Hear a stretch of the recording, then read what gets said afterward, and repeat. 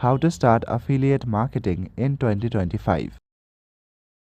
Affiliate marketing is a process where you promote a product that isn't yours, and if people go through your link and buy the product, then you get a small commission. Here, all your role is to promote the product in social media or anywhere else. Firstly, you will need to understand your product or what you are selling. If you go and type in affiliate marketing niches on your browser, then you will see different kind of categories. Select one like finance, video games, health and wellness, and many more.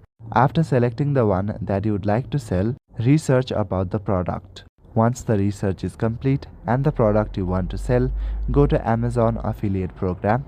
Not only Amazon, but there are 100 other platforms that you can use. If you go and type in affiliate marketing platform, you will find a lot of platforms. Go through those platforms or links or products and find the one you want to sell.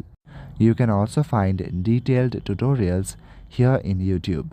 To make it easier, type in affiliate programs for your niche. When it comes up, simply copy the link of the product and start promoting. You can do social media marketing or open your Shopify store.